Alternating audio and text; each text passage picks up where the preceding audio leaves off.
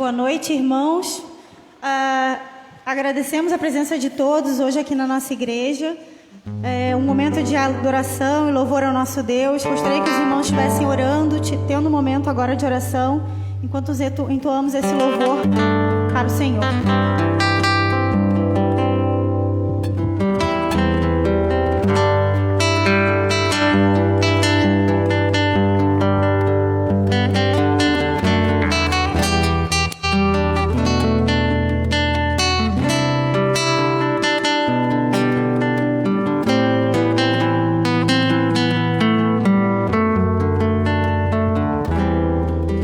Recebi um novo coração do Pai, coração regenerado, coração transformado, coração que é inspirado por Jesus.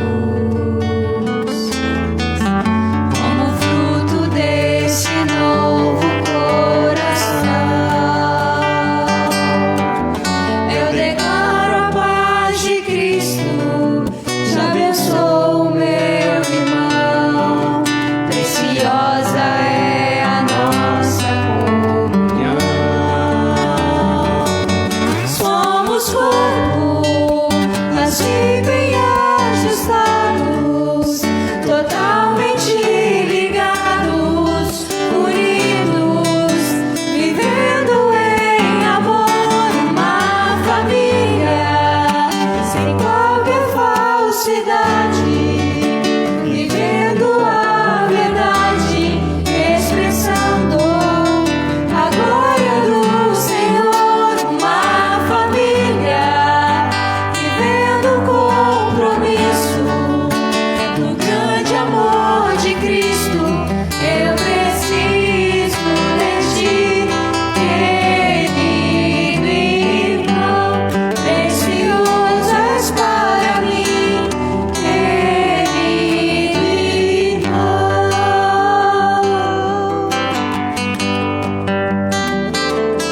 Somos corpo, e assim bem ajustados, totalmente ligados, unidos, vivendo em amor, uma família, sem qualquer falsidade, vivendo a verdade, expressando a glória do Senhor, uma família, vivendo o compromisso no grande amor de Cristo. Eu preciso de ti, querido irmão, precioso és para mim, querido irmão. Amém? Vamos passar a palavra agora ao nosso presbítero.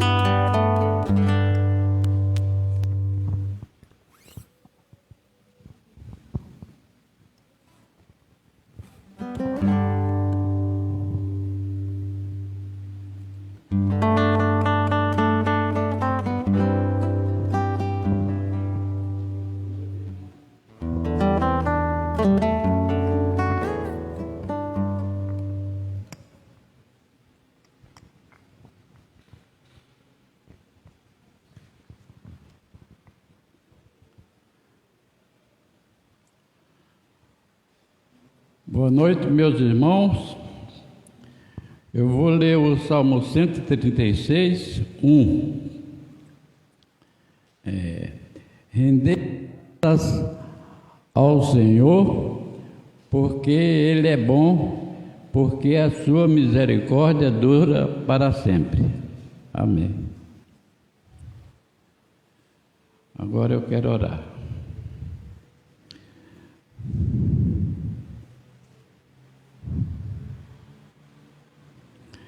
Deus, obrigado por mais esse domingo,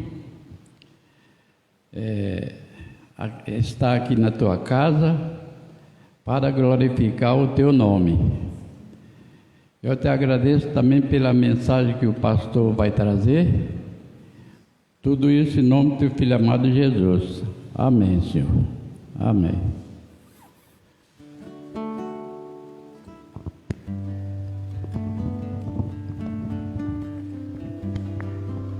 Vamos cantar o hino ao Deus grandioso. Os irmãos que vieram preparados podem depositar no gasofilácio seus dízimos e as suas ofertas enquanto cantamos.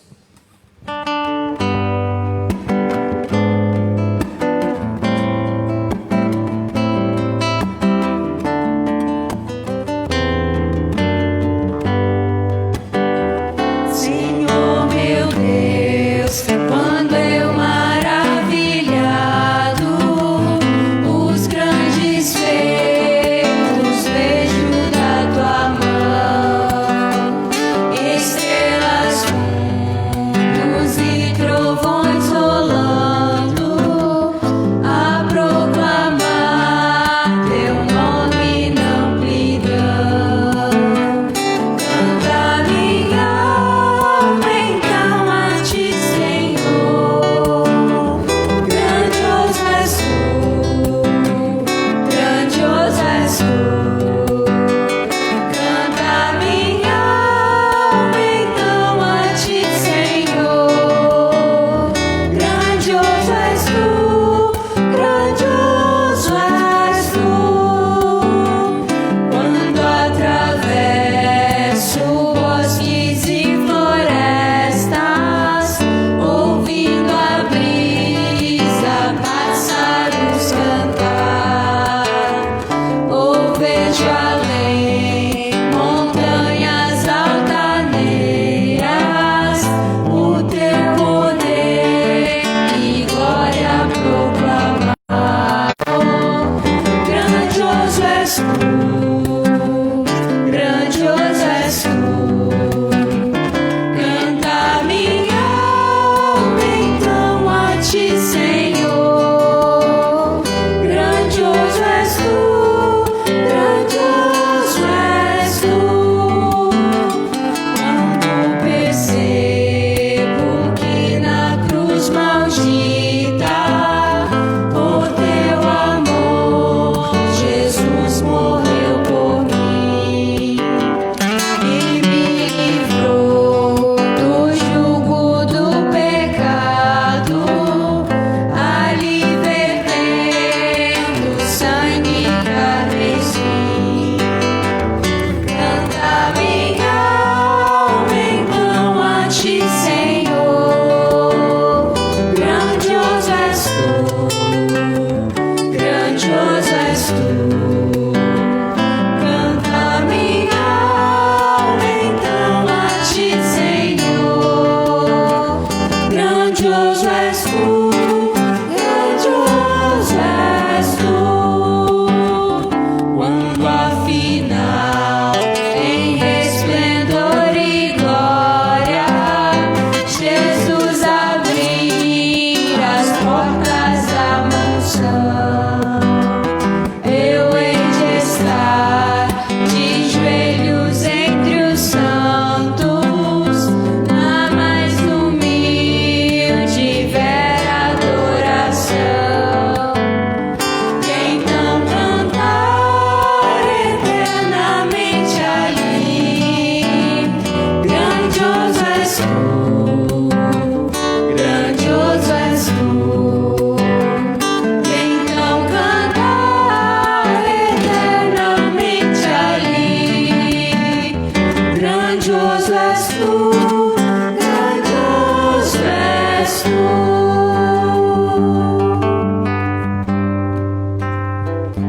Senhor meu Deus, nós te agradecemos, ó Pai, pela oportunidade de mais uma vez, Senhor, estarmos na tua casa, te rendendo glória, te rendendo os louvores, ó Deus, que somente a ti pertence.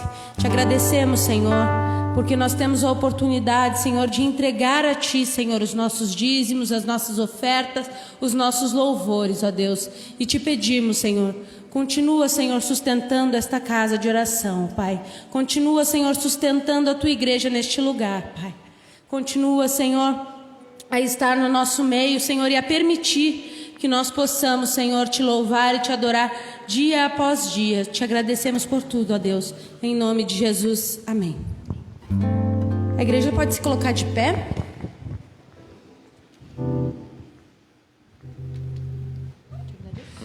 Te agradeço.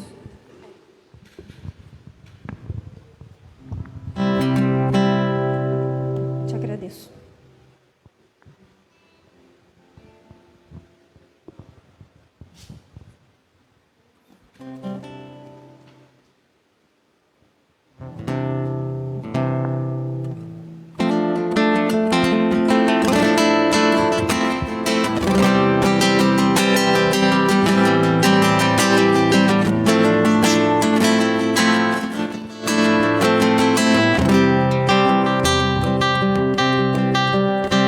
Por tudo que tens feito, por tudo que vais fazer, por tuas promessas e tudo que és, eu quero te agradecer com todo o meu ser.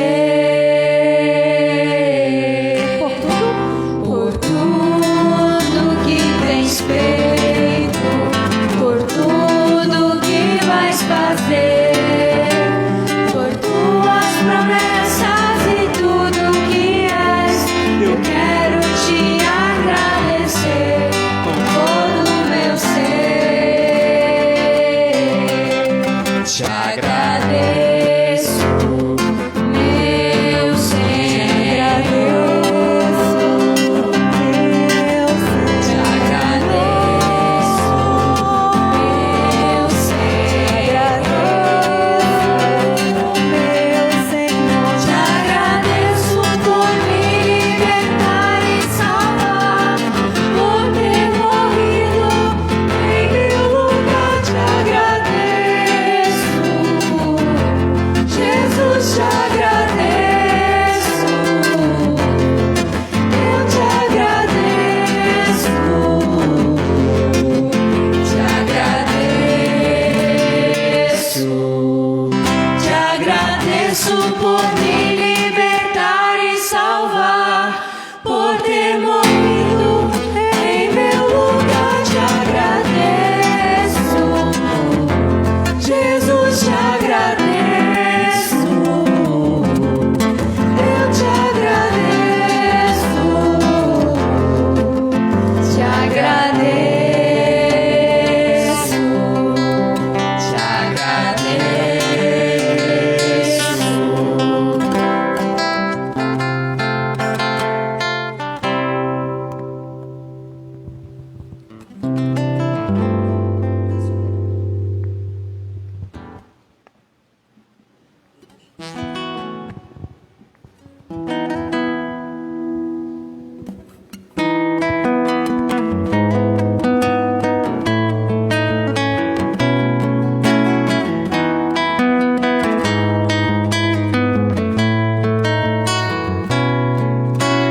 Tu és soberano sobre a terra, sobre os céus. Tu és Senhor absoluto.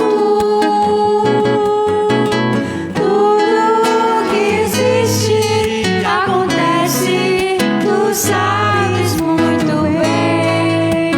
Tu és tremendo, tu és soberano. Tu és soberano sobre a terra, sobre os céus. Tu és Senhor absoluto. Tudo que existe e acontece, tu sabes muito bem. Tu és tremendo. Apesar desta glória que tens, tu te importas comigo também. E este amor tão grande eleva-me, amarra-me a ti. Tu és tremendo. E apesar desta glória que tens, tu te importas comigo também. E este amor tão grande eleva amarra-me a ti, tu és tremendo, tu és tremendo, tu és tremendo. Os irmãos podem sentar. Vamos passar a palavra agora ao nosso pastor.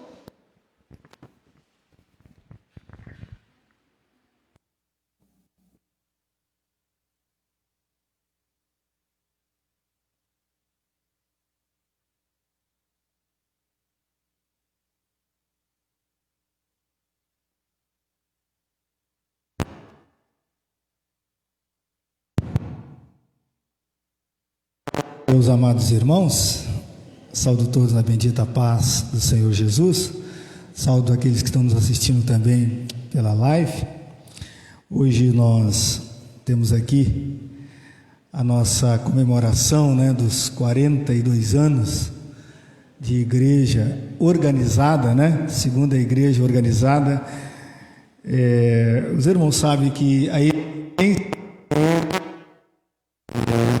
mais tempo, mas de organização 42 anos. Também nós temos aqui, comemorando hoje, a comemoração será hoje, não é o dia de hoje, mas será hoje, os 52 anos de SAF da segunda igreja. Então você percebe que tem uma coisa errada aí. Se a igreja tem 42 anos, como é que a SAF vai ter 52 anos? Ela é mais antiga que a igreja. É porque quando está tendo um local de ponto de pregação, congregação, já se organiza as irmãs da SAF, E a igreja logo mais à frente é que vai ser realmente organizada oficialmente. E quando a gente fala de organização, está falando de CNPJ, vira uma pessoa jurídica, É isso que a gente quer dizer. Não é que a igreja só começou naquele dia. Então, queridos, nós queremos orar a Deus por essas irmãs. Então, eu vou convidar as irmãs da nossa igreja da SAF para elas virem à frente. A gente ter esse momento de oração, de clamor ao nosso Deus, de gratidão. Elas vieram a rigor no dia de hoje, queridos? E nós temos aqui secretários da SAF, que eu vou te contar, Os irmãos ficam aqui de frente. Hoje as irmãs vão sair abençoadas daqui de todos os lados. Aquilo aqui aparece todas. Glória a Deus, queridas. Eu só vou ler um versículo aqui, meus amados irmãos, que está na palavra de Deus.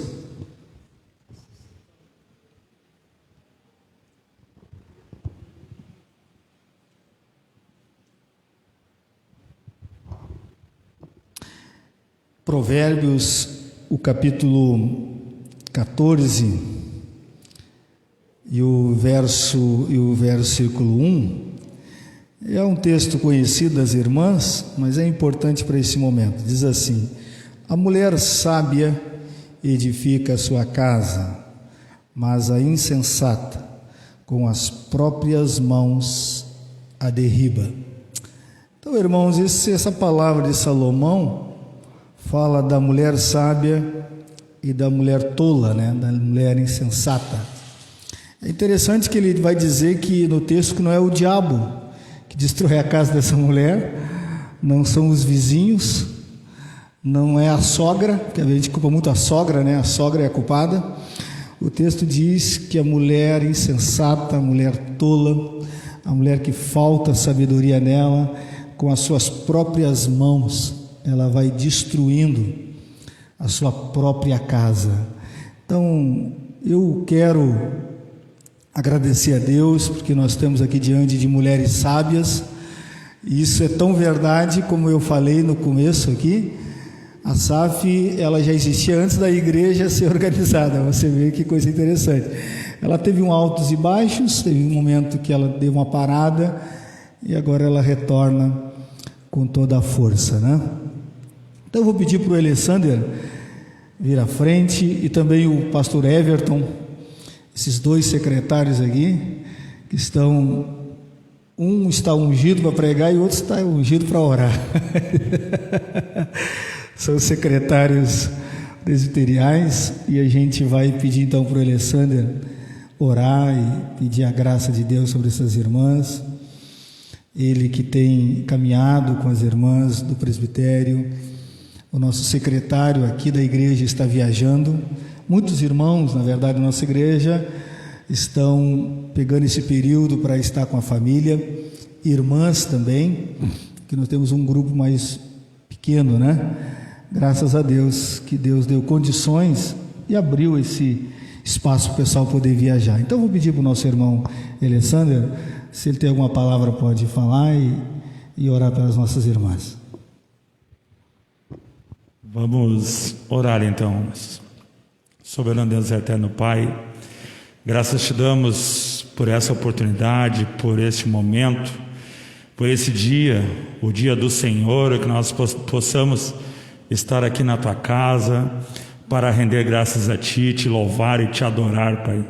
E nós queremos colocar diante de ti essas mulheres que, através da Sociedade Auxiliadora Feminina de nossa igreja, têm trabalhado em prol do teu reino, em prol do evangelho, têm trabalhado para que mais pessoas conheçam ao Senhor, e outras pessoas também necessitadas precisem do teu auxílio, do nosso auxílio como Igreja de Cristo.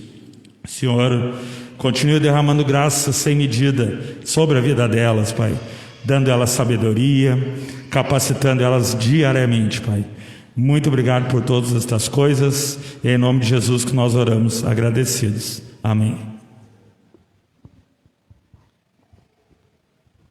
Glória a Deus. Tem os mimos das SAFs, vai ser depois ou vai ser agora? Vamos distribuir agora então, para depois não ficar se alongando demais. Tem uns mimos aqui, irmãos, e isso sempre tem na igreja.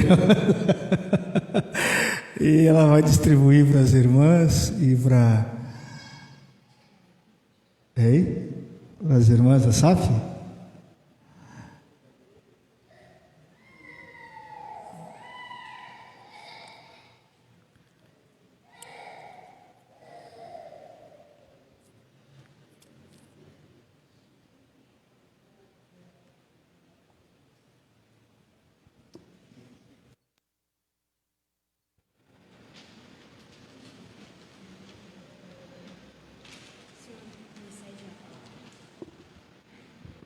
Então, nosso mimo hoje é um pouco diferente.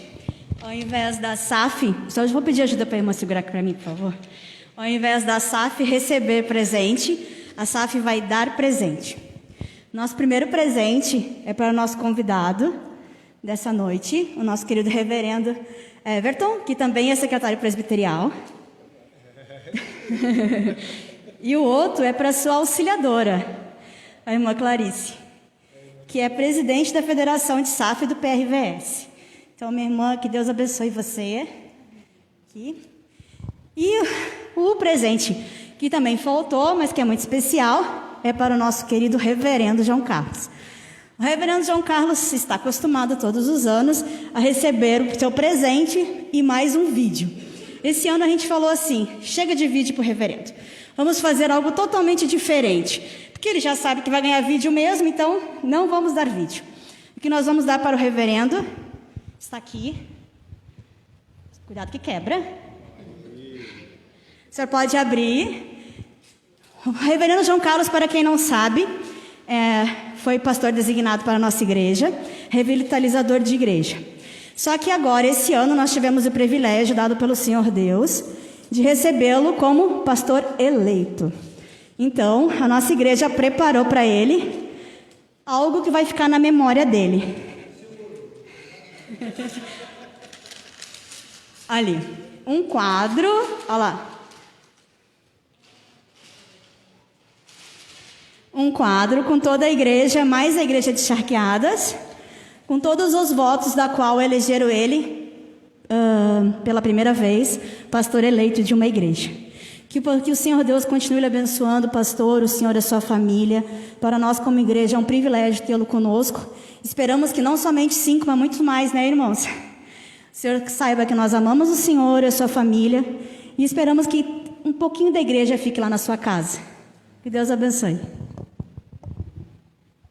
Glória a Deus, irmãos, eu agradeço demais. E é uma surpresa, porque eu não sabia nada disso, né?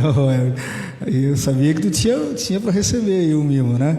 Você e sua esposa, mas eu agradeço aos irmãos, agradeço à igreja, eu sempre digo isso, a gente recebe o carinho, o reconhecimento, e nós não merecemos nada disso, na verdade é um privilégio a gente estar à frente da igreja, é uma missão impossível se não for a graça de Deus. Os pastores, muitos pastores, às vezes se machucam na igreja,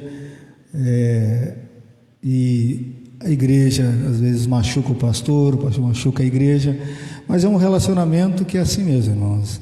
É de luta, é de dificuldades, porque o inimigo, né? O diabo não quer que tenha essa comunhão entre o líder e as suas ovelhas, né? Está sempre colocando uma intriga, uma briga, mas o Senhor, Ele é o dono da igreja, é o bom pastor, o supremo pastor. Então, independente dos fatos que acontecem, nós somos muito honrados mesmo. Eu agradeço em nome da minha família, Solete, Ana Cristina, que fazem parte, e nós nunca tivemos uma eleição, né, no ministério. Nós íamos fazer uma eleição numa primeira vez e nós pedimos para cancelar, porque acreditávamos que Deus estava nos chamando para vir para cá. E aí nós tivemos aqui 6 anos de muita peleja. Quem conhece aí um pouco da história sabe o que já nós vivemos. E agora eu ainda disse para os irmãos, vocês têm agora porque o meu tempo de presbitério aqui, de designado, tinha chegado ao fim.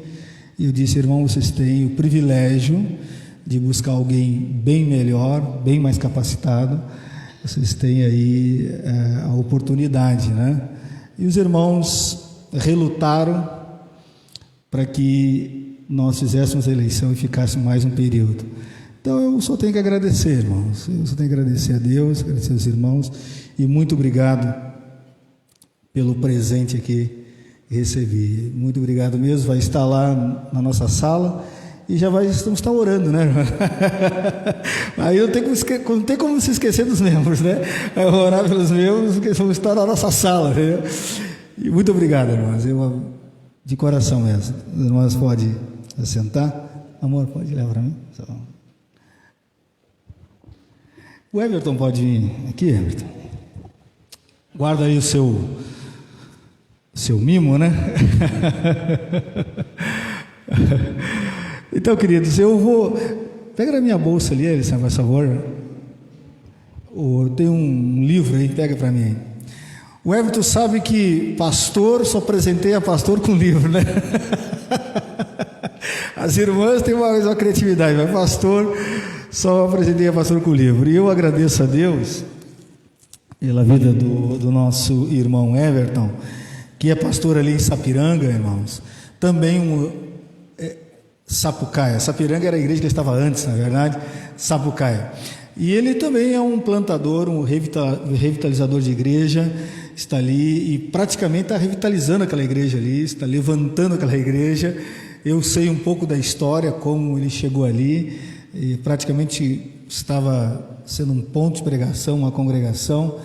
E eu louvo a Deus, eu fico muito feliz de ver o trabalho do Everton, o desenvolvimento, e isso Deus tem honrado o Everton, isso tem honrado ele e a esposa, né? A gente fica sabendo das histórias e vê a mão de Deus, o mover de Deus, e isso me deixa muito alegre, muito feliz mesmo. Talvez eu não apareço muito nas redes sociais fazendo isso, eu não sou muito de estar ali dando joinha, né, irmão? Mas eu observo isso e analiso e fico feliz. Então aqui está um livro para você, quando você tiver tempo para ler, você leia um livro que vai falar do nosso Senhor Jesus Cristo. e eu acredito que vai ser muito edificante para a tua vida e para o teu ministério, né?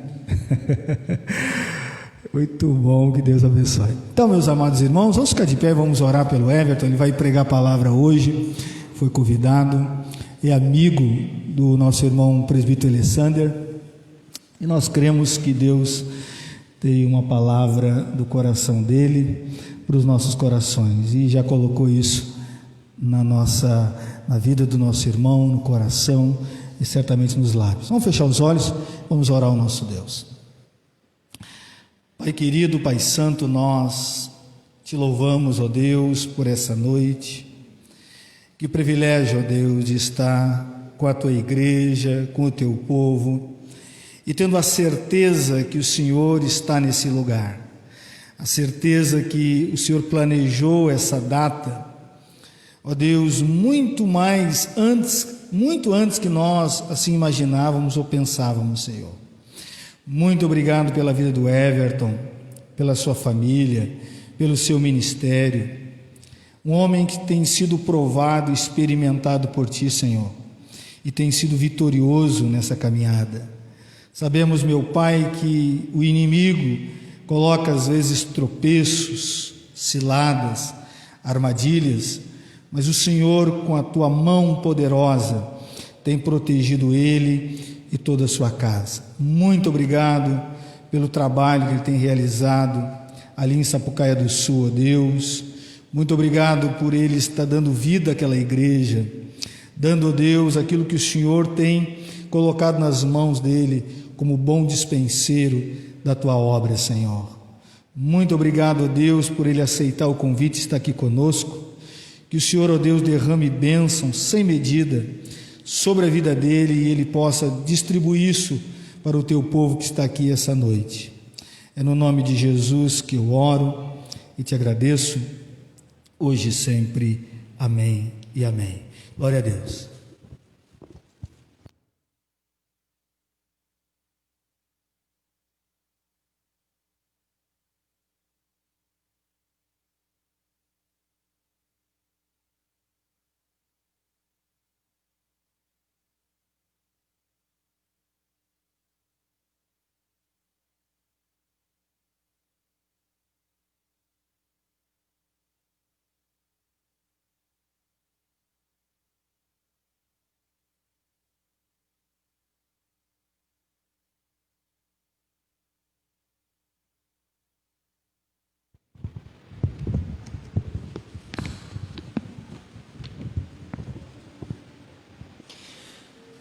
Para mim é uma grande alegria estar com os irmãos nessa noite. Louvo a Deus pela oportunidade, por ter sido convidado por irmãos tão queridos para estar aqui na igreja de irmãos tão queridos. Realmente a gente fica ali em Sapucaia, antes estávamos em Sapiranga, antes um pouquinho mais longe em São Gabriel, e Deus foi trazendo a gente mais aqui para o centro, né, para Porto Alegre, de onde também eu nasci, né? Então, quando me perguntam onde é que tu é, eu sou do Conceição, Hospital Conceição, aqui de Porto Alegre. E acredito que seja, se não o primeiro, mas um dos primeiros pastores gaúchos aqui no Rio Grande do Sul. Gosto muito dessa terra, com certeza, e para mim, quando eu fiquei sabendo que viria para o Rio Grande do Sul, a minha conversão foi em Santa Catarina, quando eu estava no colégio agrícola, quando depois de muito tempo eu soube que iria pastorear no Rio Grande do Sul, assim que eu cheguei em São Gabriel e tive o primeiro momento de segunda-feira pastoral, né? Enfim, naquele contexto, comecei a recordar do que Deus fez na minha vida, na minha caminhada, e meus olhos, como diz os gaúchos, né? Minhas vistas umedeceram naquele momento. E tão forte é o carinho que eu tenho. E quando eu fui perguntado ao presbitério, na época de eu vir para cá, perguntaram para mim por que eu queria vir para cá, e eu disse: eu queria fazer alguma coisa em favor do meu povo, né, do Rio Grande do Sul. E Deus pela sua infinita graça e misericórdia, nos permitiu virmos para o Rio Grande do Sul. Como o reverendo João Carlos já falou, também nós temos essa caminhada que a gente costuma dizer de revitalizador, e eu gosto de brincar dizendo que, na verdade, eu sou auxiliar de revitalizador. Então, Deus revitaliza e eu não atrapalho. Aí o trabalho caminha, com a graça de Deus. Eu quero convidar os irmãos nesse instante a lermos a palavra de Deus na carta de Paulo aos Efésios. Quando eu fui convidado a estar aqui, Deus colocou em meu coração o desejo de compartilhar com os irmãos, numa data tão especial que é o dia de hoje, além de ser o dia do Senhor, são 42 anos da igreja presbiteriana, segunda igreja presbiteriana de Porto Alegre, e esta passagem da palavra de Deus fala muito ao meu coração. Eu creio que a minha própria experiência de conversão eu consigo retratar a partir daquilo que a palavra de Deus nos fala em Efésios, capítulo 1.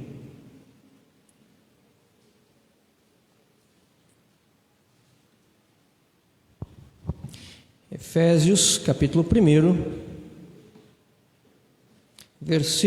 a partir do versículo 1.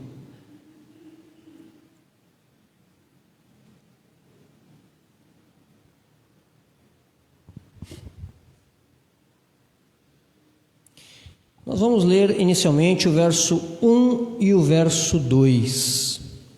A palavra de Deus diz assim: Paulo, apóstolo de Cristo Jesus, por vontade de Deus, aos santos que vivem em Éfeso e fiéis em Cristo Jesus, graça a vós outros e paz da parte de Deus, nosso Pai, e do nosso Senhor Jesus Cristo.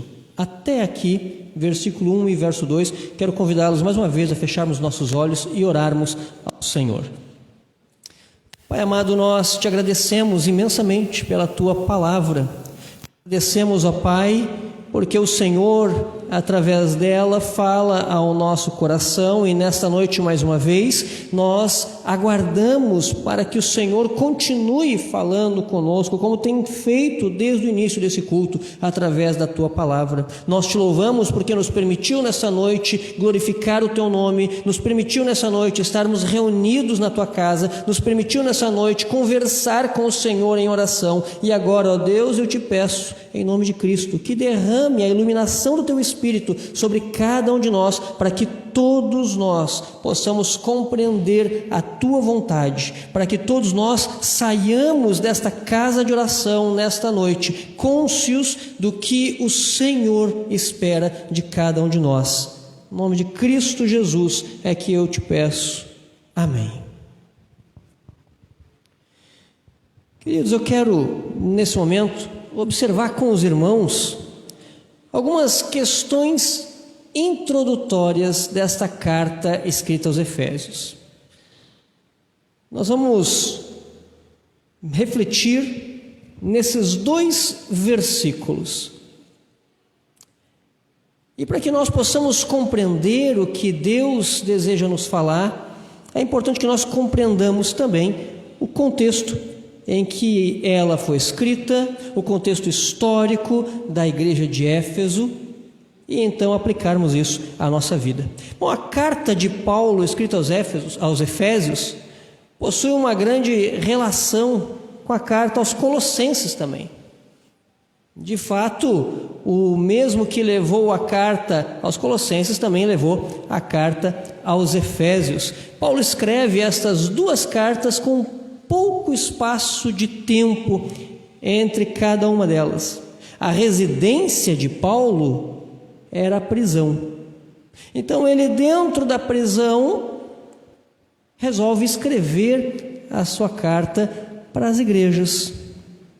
E essas igrejas, não apenas a igreja de Éfeso, mas as igrejas da Ásia Menor, aquelas que aparecem lá em Apocalipse, aquelas 7 igrejas. Paulo escreve a sua carta, e quando ela chega em Éfeso, então ela é lida na igreja. E é essa carta que nós temos diante de nós, a carta escrita, lida na igreja de Éfeso. O grande tema da carta é o propósito de Deus em Cristo para a igreja. Qual é o propósito de Deus por meio de Cristo Jesus para a igreja de Porto Alegre? Qual é o propósito de Deus por meio de Cristo Jesus para você e para mim, que somos membros, parte da igreja de Cristo? Bom, Cristo é apresentado como aquele que une a igreja. Se nós lêssemos toda a carta de Efésios, nós vamos perceber em várias passagens claramente Paulo falando sobre isso. Cristo é aquele que une a igreja. Nessa carta encontramos um estilo diferente na escrita de Paulo, e seu vocabulário difere de suas outras cartas.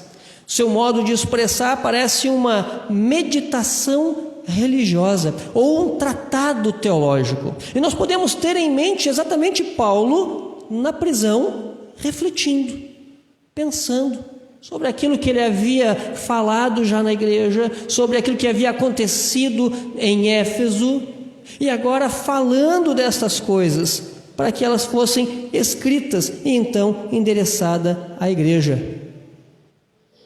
Suas reflexões parecem como uma cascata de argumentação.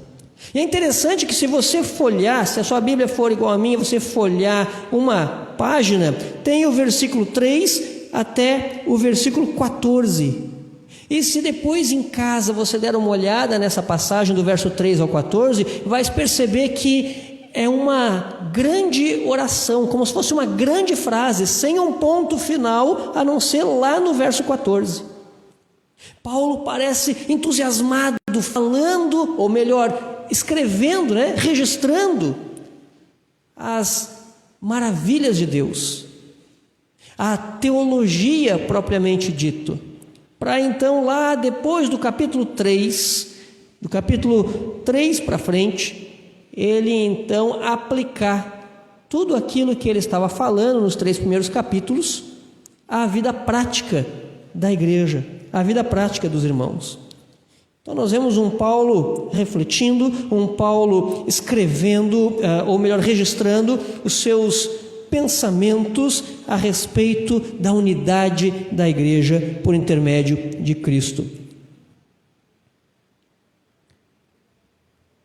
Isso reflete com certeza a vida de Paulo no contexto pessoal em que ele estava. Embora a preocupação com as igrejas e estando preso, Paulo, portanto, tem tempo para refletir e expor as suas palavras àquele que estava sendo o amanuense, ou aquele que estava registrando estas palavras. Nessa carta, a doutrina exposta é acerca da igreja de Cristo. Ela aparece como sendo o corpo de Cristo, no capítulo 1, versículo 23, capítulo 4, versículo 3 a 16. Aparece como sendo a noiva de Cristo, no capítulo 5, versículo 22. E o templo do Espírito, no capítulo 2, versículo 19. Essa é a imagem que Paulo nos traz à mente, através dos seus escritos, a respeito da igreja e de Cristo. E a cidade de Éfeso, que estava então recebendo esta carta endereçada à igreja que se localizava na cidade de Éfeso. Como era essa cidade? A cidade de Éfeso, nesse período da carta de Paulo, era uma cidade portuária, bastante movimentada, era capital da província romana, conhecida atualmente como Turquia. A população dessa cidade pode ter chegado nesse período da carta a 500 mil de pessoas. Então não é uma cidadezinha qualquer, é uma grande cidade, 500 mil de pessoas. A fama da cidade não era apenas política e comercial, como também religiosa. A cidade de Éfeso era conhecida por sua aparente espiritualidade. Em Éfeso havia o templo de Diana, que era conhecida como, o templo era conhecido como uma das 7 maravilhas do mundo antigo. A sua beleza era reconhecida. Além disso, a cidade era o centro das práticas de ocultismo e magia. Feitiçarias e espíritos malignos era parte do clima religioso para os moradores dessa cidade. Então a gente começa a ter uma noção de onde essa igreja estava instalada, a igreja de Éfeso. Vemos a questão de que Paulo trata na carta sobre a unidade da igreja e como é importante uma igreja unida, que caminha na mesma direção, uma igreja unida que quer chegar no mesmo alvo, uma igreja unida por meio de Cristo Jesus, localizada numa cidade complicada espiritualmente. Uma cidade em que a arqueologia, em que alguns estudos demonstram um desenvolvimento espiritual um tanto quanto averso ao cristianismo.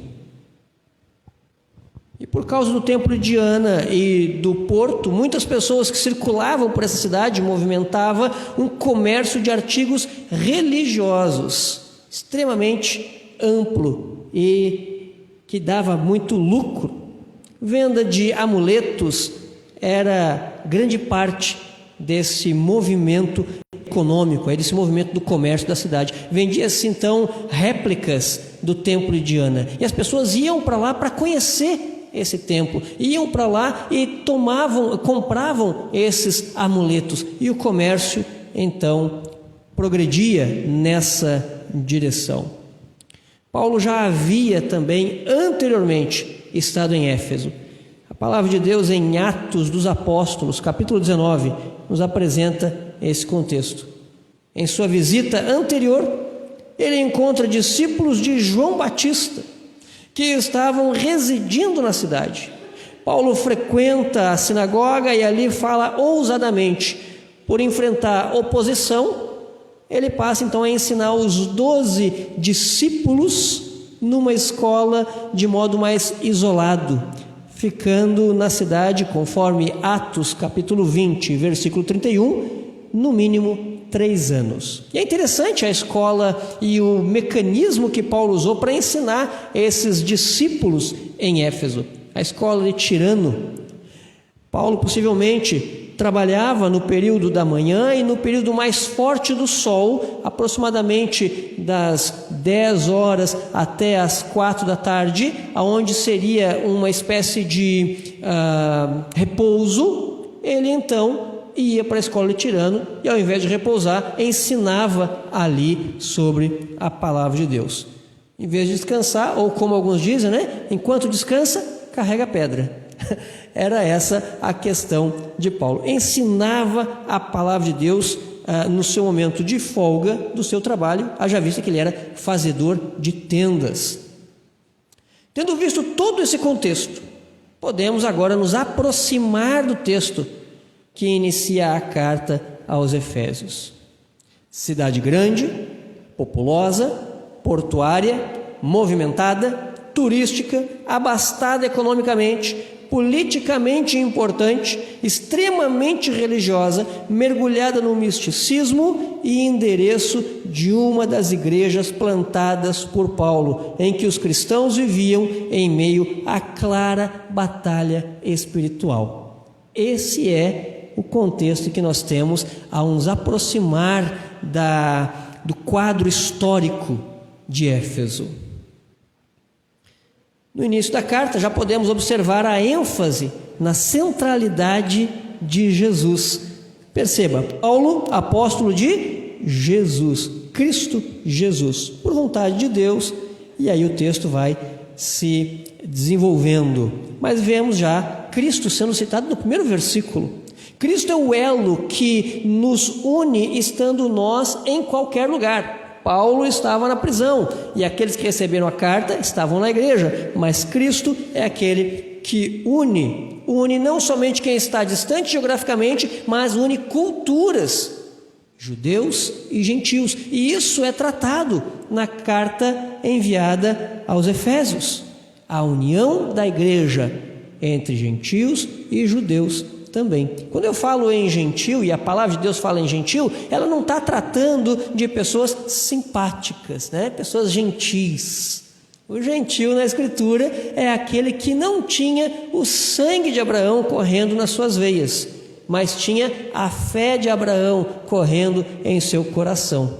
Nem todos aqueles que possuíam o sangue de Abraão tinham a fé de Abraão, mas aqueles que tinham a fé de Abraão em seu coração, então faziam parte desse mesmo povo de Deus.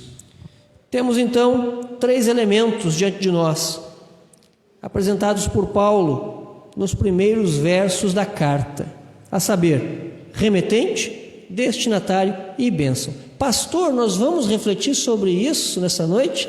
Nós vamos ver alguma mensagem sobre remetente, destinatário e bênção apresentada nos 2 primeiros versículos? Vamos, porque Deus tem sim, com certeza, lições para nos mostrar a partir desses versos. E o que eu quero destacar em primeiro lugar é a respeito do remetente.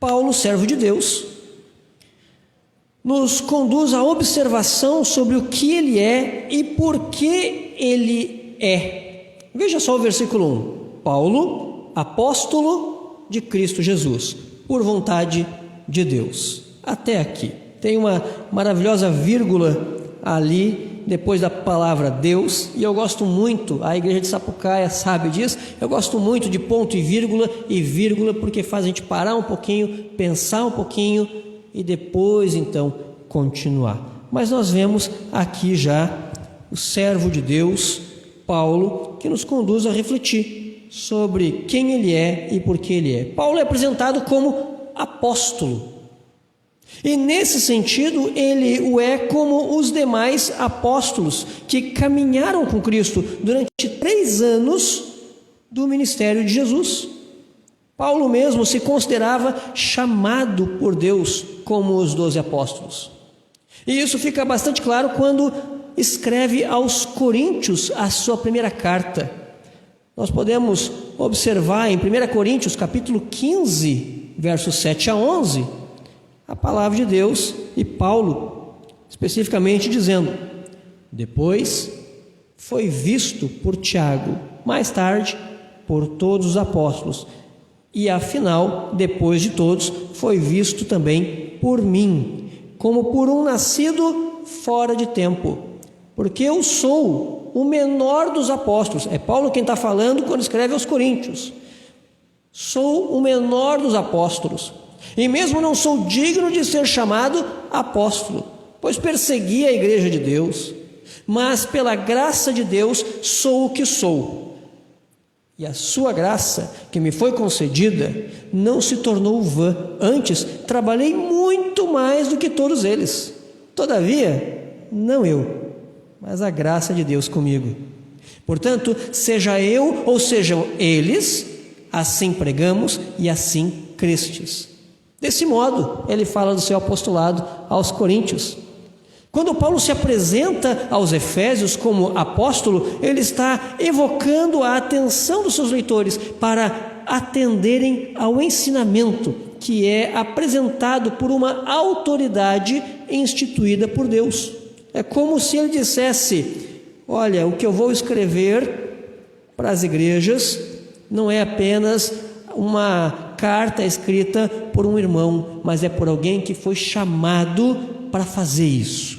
É uma autoridade eclesiástica, é alguém que tem um compromisso e assumiu um compromisso, e o meu compromisso fica registrado através da carta de orientação que eu mando a vocês. Aproximadamente é essa a ideia que nós podemos ter quando Paulo escreve essas primeiras linhas. Paulo, apóstolo de Cristo Jesus, por vontade de Deus. No entanto, o apostolado não é visto por Paulo como algo que possa lhe trazer status de homem especial, um status de destaque da sua própria pessoa, como se ele mesmo fizesse algo bom de si mesmo.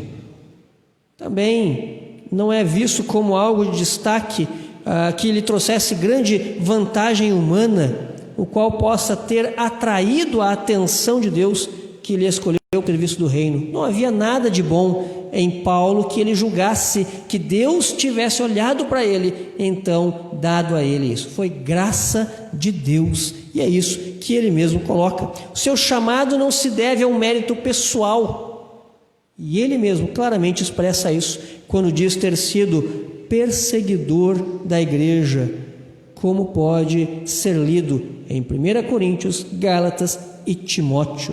Ele tinha compreensão de quem ele era e do que Deus fez na vida dele. Na passagem que nós acabamos de ler, de 1 Coríntios capítulo 15, ele disse: não sou digno de ser chamado apóstolo, persegui a igreja de Deus.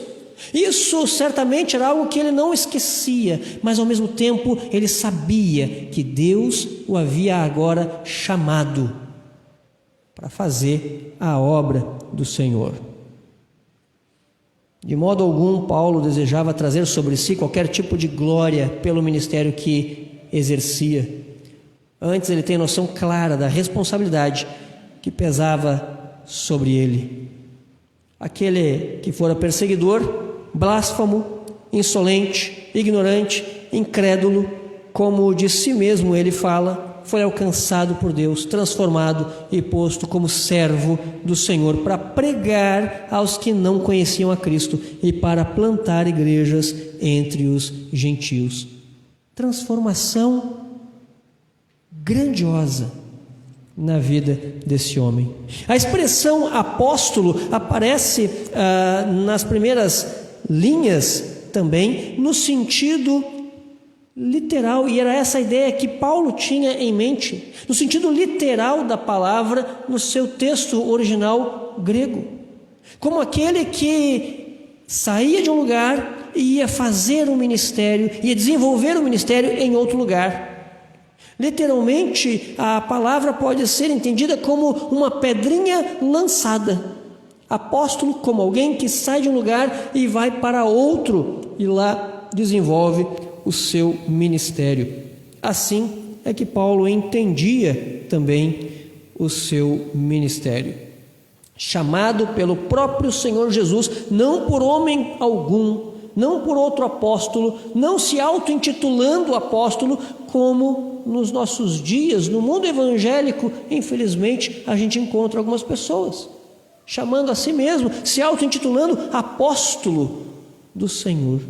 Paulo é apóstolo porque Deus o chamou para ser apóstolo. Não havia nenhuma pretensão arrogante em seu coração. Ele reconhecia que tudo era por graça de Deus. Por fim, fica claro na vida de Paulo que sua transformação, seu chamado e seu ministério não tiveram origem em outro lugar senão na vontade de Deus. Ministério exercido por meio do chamado do Senhor.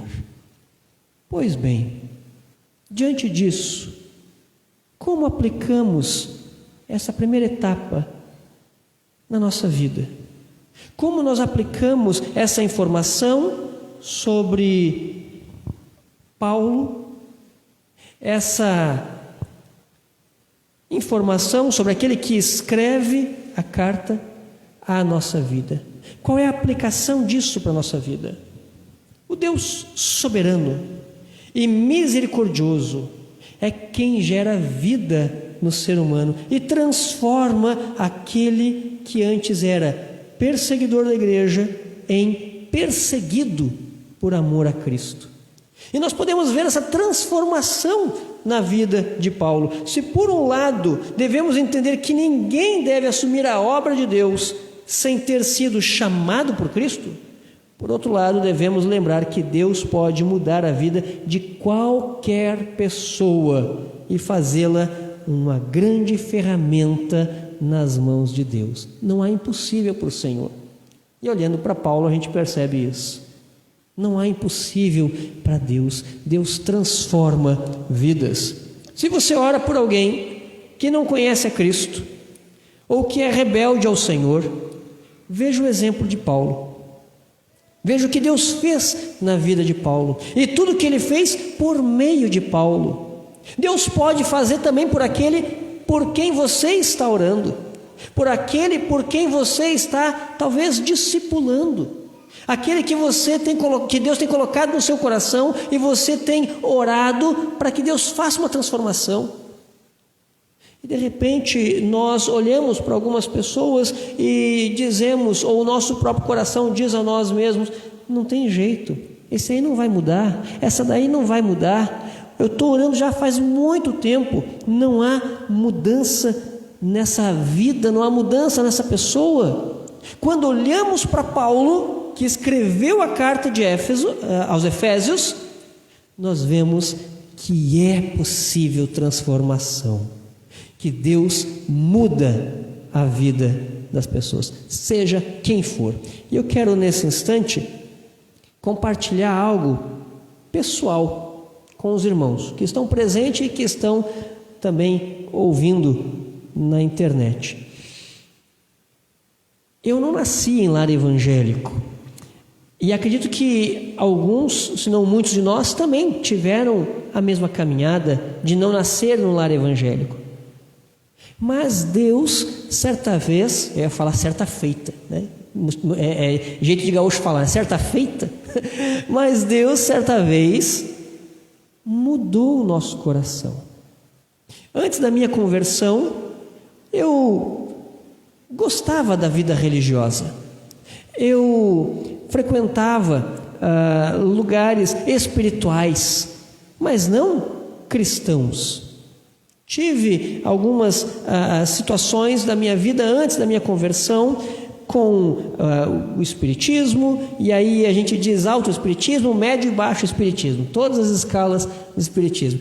E eu lembro de uma mulher chamada Anna Schatzschneider, é minha prima, ela já era evangélica.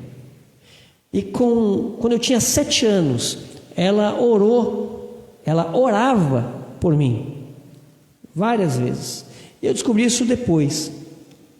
E ela nunca me falou nada. Aos 17 anos, Deus descortinou o meu coração para enxergar as maravilhas do reino. E a primeira pessoa com quem eu fui compartilhar foi a minha prima, Anna Schatzschneider. E eu fico pensando como estava o coração dela durante esses anos de oração. 10 anos. Eu não sei se ela orou durante esses 10 anos todos, mas eu sei que ela orava pela minha conversão. Eu que hoje, olhando para trás, posso dizer que era muito diferente do que Deus fez na minha vida e do que eu sou hoje. Deus transformou completamente. Não há impossível para Deus. Uma igreja que há 42 anos está de pé, certamente já viu muita experiência de transformação de vidas. E certamente há de ver ainda muitas outras transformações de vida. Em Cristo, nós precisamos caminhar unidos, juntos, rumo ao mesmo alvo, desejando sempre ver Deus transformando vidas. Não há impossível para Deus nisso. Paulo, na Escritura, nos apresenta essa realidade. E na experiência prática de alguns de nós, isso também pode ser percebido. Mas, além do remetente, esta carta tem um destinatário, um leitor. E esse é o segundo aspecto que eu quero destacar nesses 2 primeiros versículos. Quem são os leitores dessa carta? Ou quem são os primeiros leitores dessa carta? No capítulo 1, versículo 1, nós temos isso de modo muito claro. Começa dizendo: Paulo, apóstolo de Cristo Jesus, por vontade de Deus, e Deus querendo, ele faz o impossível, fez na vida de Paulo. E agora nós vamos ver esses leitores, que está identificado aqui no versículo 1 como os santos que vivem em Éfeso e fiéis em Cristo Jesus. Veja que num versículo só, 2 vezes aparece o nome de Jesus. Não só o nome de Jesus, como o título, Cristo. Cristo é o nome grego dado ao que no Antigo Testamento nós conhecemos como Messias. Então, Messias é hebraico, Cristo é em grego, é o escolhido de Deus. Temos então Jesus aqui já apresentado por Paulo, nos dando o tom desta carta, mostrando a unidade, a centralidade em Cristo Jesus. Paulo está escrevendo para as igrejas da Ásia Menor e agora essa carta chega a Éfeso e deve ser lida para a igreja. Seus membros são intitulados como santos e fiéis. Aqui devemos entender a palavra santo como alguém separado de entre o comum. Essa é a ideia mais literal da palavra santo. Santo significa separado do comum. Mas agora nós precisamos entender qual era o comum daquela cidade, ou relembrarmos qual era o comum daquela cidade, que foi, na verdade, na introdução, citado ainda aqui rapidamente. Qual era o comum naquela cidade? Bom, como já percebemos anteriormente, a cidade era idólatra, adorava a Diana a tal modo que de seu templo eram feitas pequenas réplicas que se vendiam aos visitantes da cidade. Além disso, a feitiçaria e o envolvimento com espíritos demoníacos era uma realidade presente naquela região. O ocultismo e as práticas de magia eram comuns a muitos antes de conhecerem a Cristo. Perceba que na primeira visita de Paulo a Éfeso, temos o registro de que Deus, pelas mãos de Paulo, fazia milagres extraordinários. Está lá em Atos, capítulo 19. Eu quero convidá-los a abrirmos, sem desmarcar onde nós estamos, abrirmos em Atos, capítulo 19. Enfermidades eram curadas e espíritos malignos eram expulsos. Diante desses fatos, alguns judeus e alguns gregos, temendo a Deus, se converteram ao Senhor e abandonaram suas práticas ocultas, tanto de magia como de feitiçaria. Em Atos 19, versículo 18 a 20, encontramos o seguinte registro do período de Paulo em Éfeso. Atos 19, versículo 18 a 20. Observe na sua Bíblia o que está registrado aí em Atos 19, versículo 18 a 20. Eu vou ler, diz assim a palavra de Deus: muitos dos que creram vieram confessando e denunciando publicamente as suas próprias obras. Também muitos dos que haviam praticado artes mágicas, reunindo os seus livros, os queimaram diante de todos. Calculados os seus preços, achou-se que montavam a 50.000 denários. Assim, a palavra do Senhor crescia e prevalecia poderosamente. E isso aconteceu quando Paulo foi a Éfeso. Parte desta caminhada se fez também presente na minha vida, quando eu queimei também livros que tinha. E houve a transformação de Deus na minha vida, né? Agora, em Éfeso, a situação foi extremamente ampla. Você percebe que há um valor monetário descrito, que é o cálculo do preço daqueles livros que foram queimados. 50.000 denários. Isso é bastante dinheiro. Ok, pastor, mas quanto é que é 50.000 denários? Porque denário não é usado mais, né, no nosso meio. Nós usamos reais. Quanto é essa quantia? De fato, o denário era o valor de um dia de trabalho. Então, a gente pega o que hoje seria um dia de trabalho, R$ 34,83, 2020, e a gente faz o cálculo, vezes 50.000. E vai dar o valor daqueles livros queimados, para a gente ter a ideia do montante, o valor deu R$1.741.500. 1 milhão em livro é muito. Se fosse livro para o pastor, nós ia ficar super contente, né? 1 milhão em livro, ia ter que comprar um apartamento para colocar esses livros dentro, não ia caber tudo, e o coração ia ficar grandão demais. Muito satisfeito, muito feliz. É muita coisa, é muito livro. Você pode imaginar pilhas e pilhas de livros. Agora, esses livros, essa pilha de livros, eram de pessoas que tiveram as suas vidas transformadas e estavam abandonando um estilo de vida religioso, espiritual, mas completamente averso ao cristianismo. E estava adentrando agora, com o seu coração descortinado, os seus olhos descortinados, a uma novidade de vida com Cristo Jesus. Mais uma vez, vemos o poder de Deus que transforma pessoas, supersticiosos, idólatras, feiticeiros, encantadores e bruxos, em santos e fiéis ao Senhor de toda a glória. É isso que o versículo 1 está dizendo. Aos santos que vivem em Éfeso e fiéis em Cristo Jesus. Transformação tremenda de vida. Aqueles que outrora estavam distantes de Deus, agora são reconciliados por meio de Cristo, a quem passam a ser fiéis, após terem seus corações iluminados pela palavra pregada.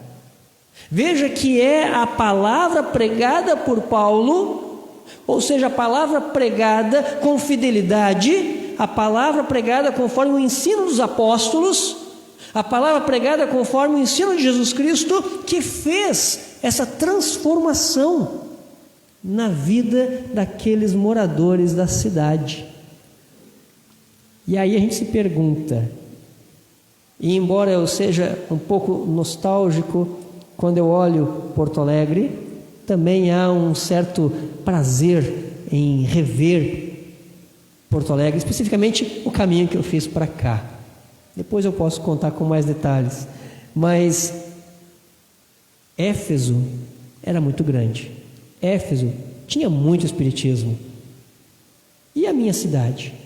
E Porto Alegre? É uma cidade grande.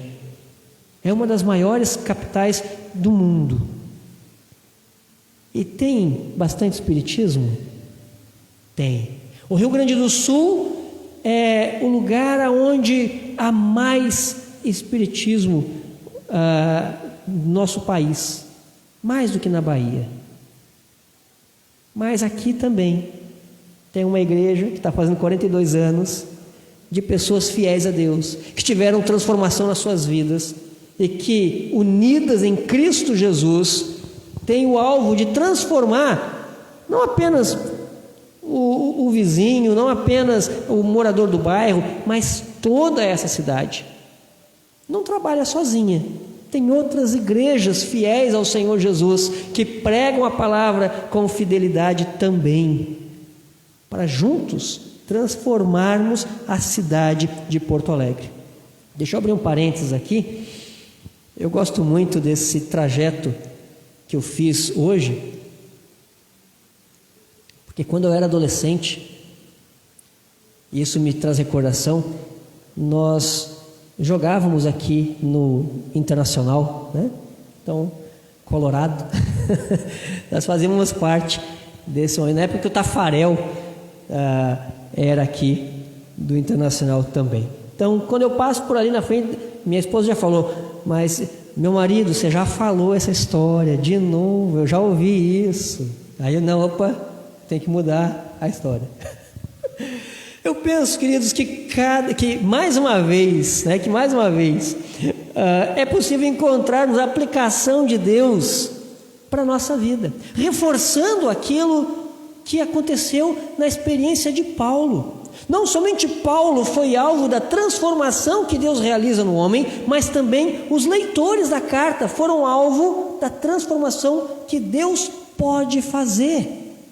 Eles não somente foram alvo da transformação, como são agora agentes, instrumentos, ferramenta de Deus para transformar outras vidas. Veja que o que Deus fez em Paulo pode fazer pelos membros da igreja de Éfeso. E eu lembro de um título de um livro muito agradável, de um testemunho maravilhoso, que o título é assim: o que Deus fez por mim pode fazer por você. E é mais ou menos isso que nós vemos aqui entre Paulo e os cristãos de Éfeso. A vida transformada. Nenhuma situação de vida é tão complicada que o Senhor não possa mudar. Nenhuma cegueira espiritual é tão intensa que Deus não possa trazer luz. Nenhum coração é tão duro que Deus não possa quebrar. Ele faz o perseguidor mudar de vida e virar servo. Ele faz o feiticeiro mudar de vida e virar santo. Veja que maravilha. E que situação até certo ponto hilário. Deus transforma, muda completamente. Aquele que era completamente averso, agora é seguidor, é servo. Igrejas nascem, crescem, se estabelecem e se multiplicam. Não morrem, se multiplicam por meio de transformação de vidas que compreendem a Bíblia e obedecem ao Senhor. Essa transformação é feita por Deus no indivíduo, mas não isenta o homem da sua persistência e perseverança. Deus faz esse lapidar em nossos corações. Deus nos transforma em joias preciosas. Mais do que isso, Ele restaura em nós a sua imagem. E como que Ele restaura? E é uma questão interessante. Eu, pastor Everton, leio a Bíblia e vejo o que ela diz. Olho para a minha vida e vejo o que precisa ser mudado. Eu tiro aquilo que precisa ser mudado, aquilo que está errado, aquilo que é ruim, e me esforço colocando aquilo que Deus me mostra biblicamente. E assim a imagem de Deus vai sendo restaurada. O temor a Deus vai se refletindo no meu comportamento com as pessoas, no modo como eu trato as pessoas. E essa é a transformação que Deus vai fazendo depois de ter iluminado o nosso coração, ter se revelado a nós. Dia a dia caminhamos olhando para a Escritura e transformando aquilo que está no nosso coração que precisa ser transformado, olhando a Escritura e mudando o nosso comportamento, e assim gradativamente. Desse modo percebemos como é aplicado a palavra de Deus e o princípio dos leitores regenerados à nossa vida prática cotidiana. Paulo foi transformado, se tornou instrumento de Deus. Alguns moradores, vários moradores de Éfeso foram transformados e se tornaram em servos, instrumentos de Deus para multiplicar. Em terceiro e último lugar, eu quero destacar a bênção que Paulo apresenta. Versículo 2, Efésios capítulo 1, versículo 2.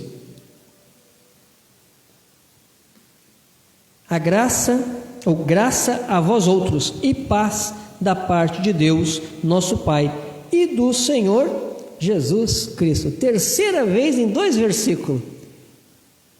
Realmente, Cristo é o centro desta carta. Graça e paz. Você já ouviu alguém falando assim? Graça e paz, irmãos. Graça e paz, igreja do Senhor. Geralmente nós pastores gostamos muito de falar assim, né? Graça e paz, irmão, irmã. E realmente essa sequência é muito importante, porque sem a graça de Deus não tem a paz do Senhor. Graça e paz. Paulo derrama sobre seus leitores a bênção do Senhor e faz uso de 2 expressões muito importantes nesse momento: graça e paz. A graça é a raiz das bênçãos de Deus. A própria palavra graça, usada aqui em sua língua original, significa algo que dá prazer, que é extremamente satisfatório. E de fato, se a vida cristã estiver desprovida de atrativos desejáveis, não é verdadeiramente vida cristã. A vida cristã é prazerosa. E o crente talvez seja a pessoa que aquele que não conhece a Cristo é o que coloca o maior ponto de interrogação na mente deles. Porque nós passamos dificuldade às vezes, somos perseguidos às vezes, mas gostamos de ser crente. Gostamos de ser crente porque há um prazer em viver para Cristo, em ver vidas transformadas, em ver que Deus pode usar você e eu, que somos extremamente limitados, para a honra e glória do Senhor. A graça aponta para um benefício satisfatório que não pode ser alcançado sozinho pelo homem. A graça é um favor recebido de Deus que não podemos pagar. E esse nome é bem sugestivo. Graça é de graça. Você não consegue comprar a graça de Deus. De fato, o tratamento que Deus nos dá, os dons de Deus concedidos aos homens, são concedidos pela graça de Deus e não por merecimento. Toda a facilidade que você tem na leitura bíblica, no compartilhamento da palavra de Deus, no fazer discipulado, no se envolver na área do louvor, no se envolver, todas essas coisas que Deus te permite, é pela graça de Deus. Cada vez que mencionamos a graça de Deus sobre os homens, a reboque deve vir o pensamento de que nada somos sem o Senhor. Tudo que nós temos é pela graça de Deus. Desde o ministério, até a família, até a vida, até o sustento e o ar que nós respiramos. Porque se Deus recolhe para si o ar, que é dele, nós não existimos mais. É tudo pela graça de Deus. A palavra paz, na bênção apostólica de Paulo sobre os crentes em Éfeso, apresenta também uma característica bastante interessante. No seu sentido original grego, a palavra paz, usada aqui, nunca está dissociada, ou nunca está associada à ausência de luta. A paz, aqui essa palavra eirene, no grego, sempre está associado a uma paz que é possível ser vivida, vivenciada no meio das lutas, do campo de batalha, vamos dizer assim. E aí você pode imaginar realmente um turbilhão de problemas, um campo de batalha, e você sentindo a paz do Senhor, vivendo a paz do Senhor. É uma satisfação e tranquilidade quase indizível em quem experimenta essa paz. Essa paz é fruto da graça de Deus, e somente a possui aquele que foi alcançado pela graça de Deus. Ninguém mais consegue sentir essa paz. E talvez você veja muitas pessoas dizendo: mas tem tanto problema, né? Esse negócio de pandemia, nós também estamos vivendo esse negócio de pandemia, mas pela graça de Deus conseguimos encontrar momentos de paz em nosso coração, mesmo diante de todo esse contexto complicado que o mundo está passando. A pessoa pode viver em meio à comodidade e abastado de bens, no entanto, isso não lhe trazer a paz que a palavra de Deus nos apresenta, porque a paz não está naquilo que a gente adquire. Você já parou para pensar? Vamos abrir um parênteses aqui, na seguinte questão. Imagine que você deseja adquirir algo novo, aquilo que está no seu coração. Não sei se é uma ferramenta, não sei se é um livro, não sei se é um eletrodoméstico, mas algo que você queira, um carro, eu não sei. Imagine que você quer adquirir alguma dessas coisas, e você está desejoso disso ao ponto de pensar que vai ser grande alegria ao conquistar isso. E de fato você conquista e fica muito alegre. Por quanto tempo essa sua alegria continua na mesma proporção? Essa alegria ela pode permanecer durante um bom tempo, durante muito tempo, mas pelo fato de você e eu sermos seres humanos, somos dinâmicos, nós mudamos constantemente, as nossas aquisições permanecem sempre aquilo, sempre a mesma coisa. Você compra um liquidificador, né? Vai ser sempre um liquidificador, ele nunca vai virar um relógio, né? De parede. Você pode botar lá, mas vai ver a hélice do liquidificador, não vai ver um relógio, não vai ver as horas ali, né? Ele nunca vai mudar aquilo que ele é, mas você está mudando constantemente. Por isso a única coisa que pode preencher é aquele que preenche todas as coisas, é aquele que é uma fonte inesgotável de prazer, que é o próprio Senhor e a paz que vem dele. Por isso que pessoas abastadas economicamente muitas vezes não têm alegria, a paz que você e eu temos, mesmo nas nossas limitações econômicas, contando as moedinhas, mas temos a alegria de Deus, mesmo contando as moedinhas. Graça e paz. Como é que a gente aplica isso de modo mais específico à nossa caminhada? Se você conhece a Cristo, se a graça de Deus já foi derramado sobre a tua vida, viva essa paz em Cristo. Não busque esta paz em qualquer outro lugar, nem mesmo na ausência de lutas. Eu digo isso por experiência própria. Durante um bom tempo, no início da minha caminhada cristã, eu orava a Deus, dizendo: Senhor, quanta luta, me livra dessas lutas, me livra dessa situação. Poxa vida, parece que eu vou começar um ministério novo, e eu tinha o sonho da igreja perfeita. Pastor novo tem sonho da igreja perfeita, sai do seminário e tem o sonho da igreja perfeita. Eu vou encontrar uma igreja que não tenha nenhuma dificuldade, que eu vou poder trabalhar tranquilo, descansar.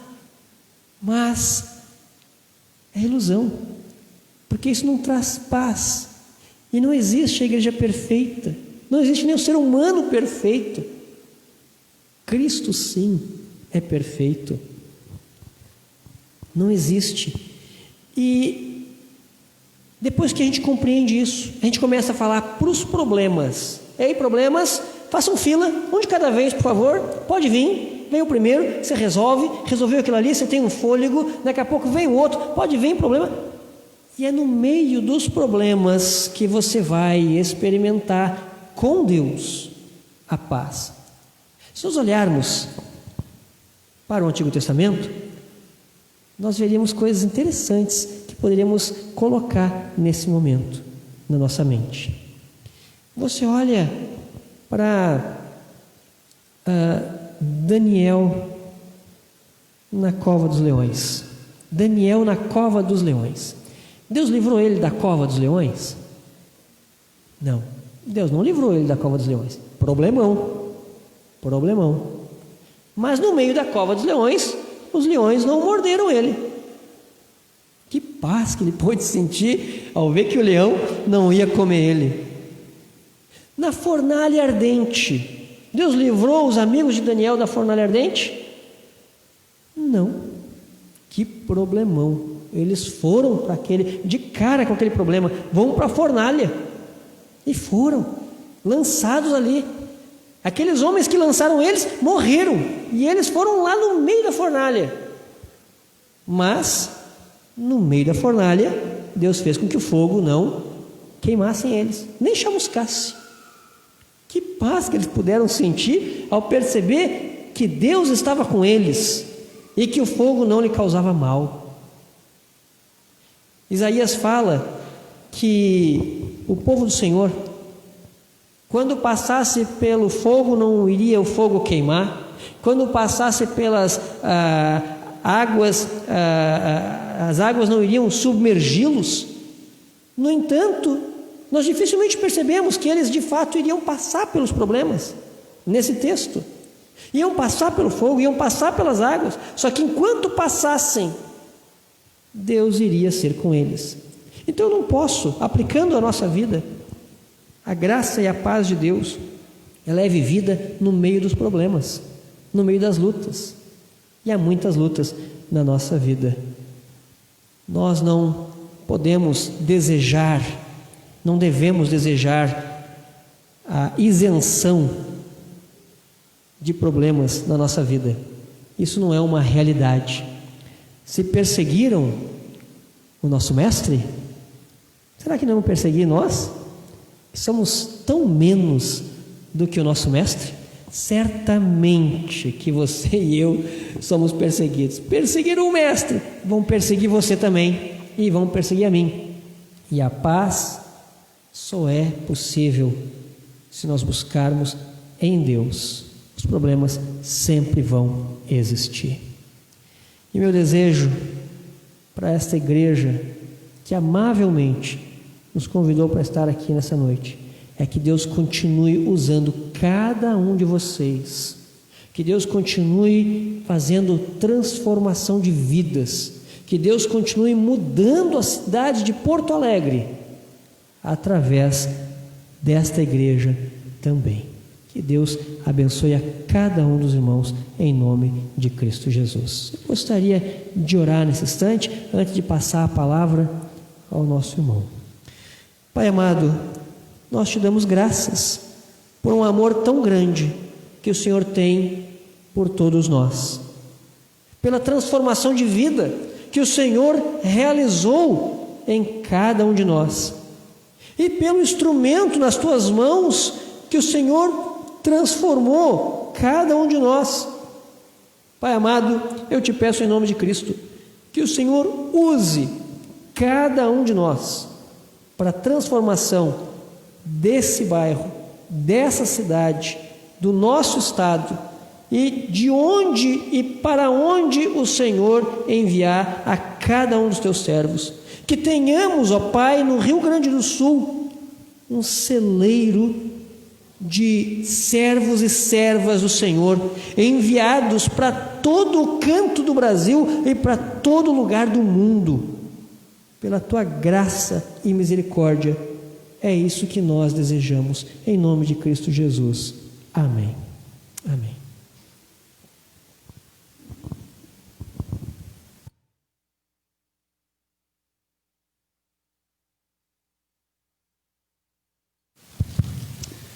Glória a Deus, amados irmãos. Eu vou pedir para o Everton ficar aqui conosco, e chamar a esposa dele para estar aqui também, nossa irmã.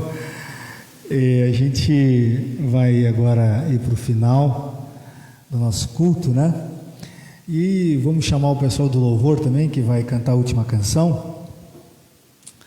O nosso louvor aí foi montado, né? Só os melhores para o dia do aniversário da igreja.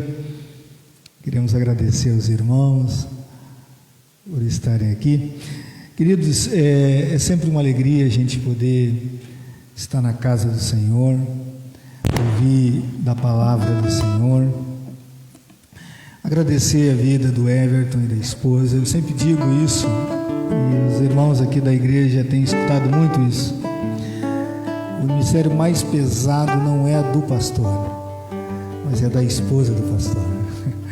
Só quem é esposa de pastor, eu sempre digo isso, o ministério mais pesado não está nas minhas costas, está nas costas da minha esposa, que tem que pegar às vezes um homem todo despedaçado, todo arrebentado, e tem que ajudar ele a caminhar a trajetória. Então, o sucesso no ministério Everton, eu sempre digo isso, 70% está no ministério da sua esposa, né?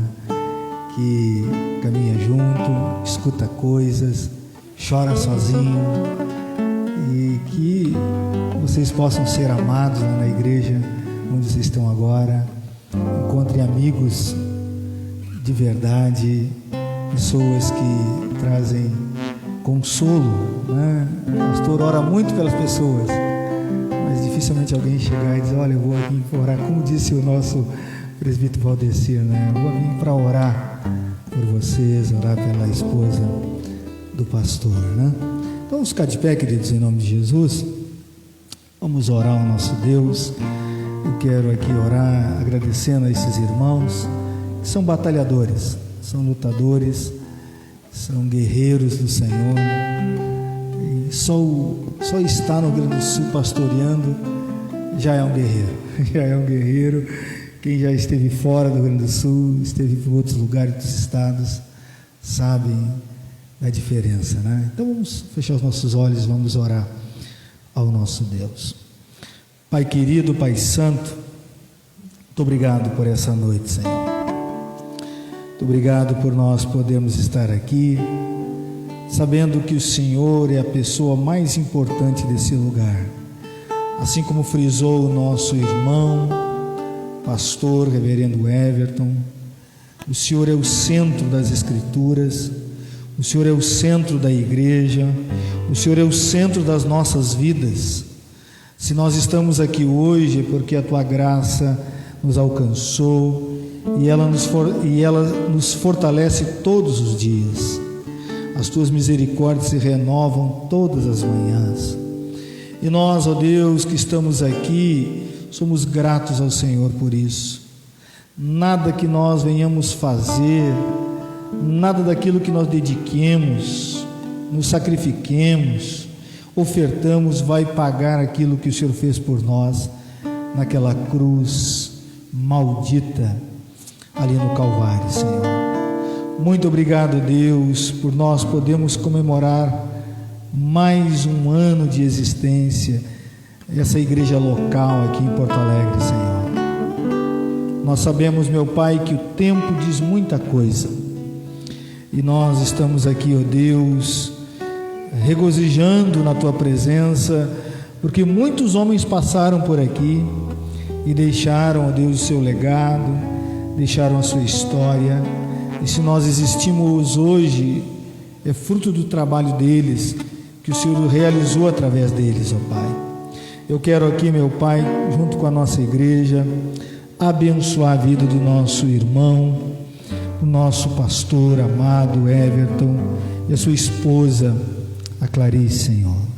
Deus, que a Tua graça esteja sobre eles, cubra eles com o sangue de Cristo, que as setas que o maligno envia sobre a vida deles, sobre a sua família, sobre as suas filhas, Senhor, caia por terra em nome de Jesus, e que eles possam, Deus, ter uma visão do Teu reino muito mais ampla do que eles estão vendo hoje, Senhor, que eles possam ver o trabalhar do Senhor dia após dia.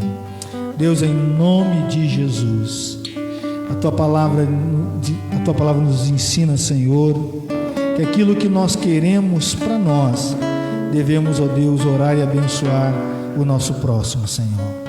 E é isso que eu peço de todo o meu coração, que as janelas do céu se abram sobre a vida deles, ó Deus, que os sonhos que eles têm no coração de conquistar algumas coisas aqui nessa terra venha se concretizar em nome de Jesus, seja na área financeira, seja na área, Senhor, material, emocional, espiritual, em nome de Jesus.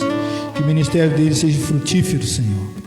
Aquilo que ele pregou aqui sobre pessoas convertendo-se ao Senhor, entregando a sua vida, sendo tocado por Ti, realmente aconteça no seu ministério, Senhor.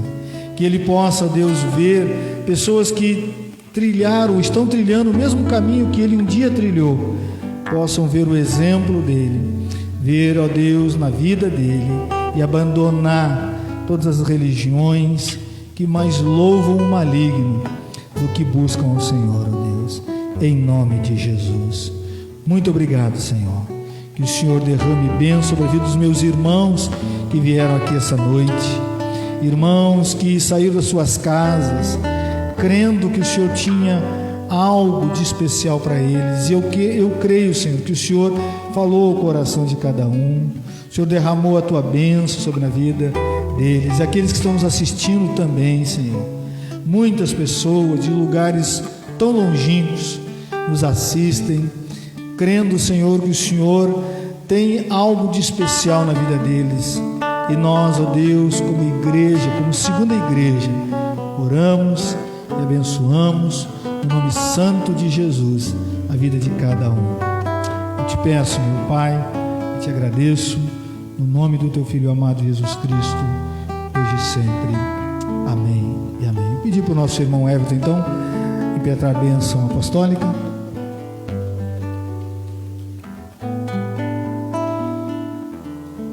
Pai amado, nós te louvamos e te agradecemos. E agora, povo amado do Senhor, ide em paz. Que o amor de Deus, o eterno Pai, a graça do Senhor revelada na cruz de Cristo e o poder do Espírito para serem testemunhas vivas esteja visível na vida prática cotidiana de cada um de vós, agora e para todo sempre. Amém. Glória a Deus, irmãos. Queridos, nós essa semana não teremos a reunião de oração na terça e nem a discipulado na quinta.